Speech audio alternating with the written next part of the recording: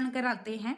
प्रत्येक वर्ग मतलब जो हमारे स्पर्श व्यंजन है उनको 5 भागों में विभाजित किया गया था, मैंने पिछली वीडियो में बताया है। तो उस वर्ग का प्रत्येक वर्ण जो है वो पहला, तीसरा और पांचवा वर्ण क्या है, वो अल्पप्राण है। क्या है? पहला, तीसरा, पांचवा वो क्या है? अल्प प्राण है। अब पहला, तीसरा, पांचवी में कौन कौन से आएंगे? जैसे क वर्ग की हम बात करें तो क, ग, अंग। ठीक है। च वर्ग की बात हम करें तो च, ज, य। अगर हम ट वर्ग की बात करें तो ट, ड, ण। जो हमारा उत्क्षिप्त व्यंजन है, जैसे ट, ड, ढ, दो हमारे उत्क्षिप्त व्यंजन थे, तो उसमें जो ड है ना, ड, ये वाला जो हमारा उत्क्षिप्त व्यंजन है ये भी किसके अंतर्गत आता है? अल्पप्राण के अंतर्गत आता है। उसके बाद तय वर्ग की बात करें तो तय, द, न।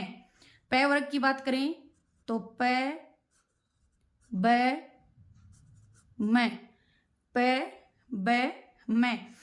और फिर हमारे जो अंतस्थ व्यंजन है, अंतस्थ व्यंजन कौन कौन से हैं? य, र, ल, व।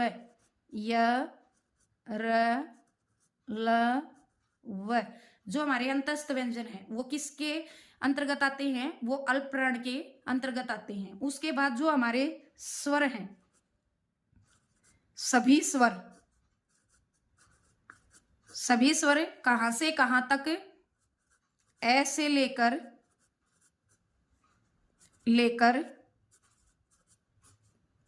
औ तक,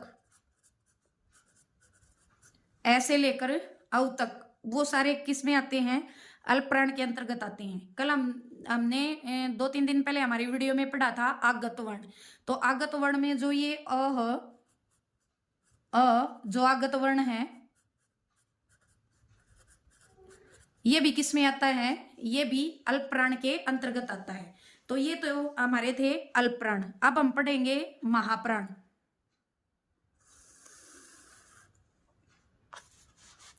अब हम पढ़ेंगे महाप्राण। सबसे पहले मैं आपको परिभाषा बता दूं। जो हमारे महाप्राण है, ठीक है, वो 2 शब्दों से मिलके बना है, महा प्लस प्राण। महा का मतलब क्या होता है? बहुत अधिक मात्रा में, और प्राण का मतलब वायु। तो जिन वर्णों के उच्चारण में फेफड़ों से निकलने वाली वायु की मात्रा क्या होती है? वायु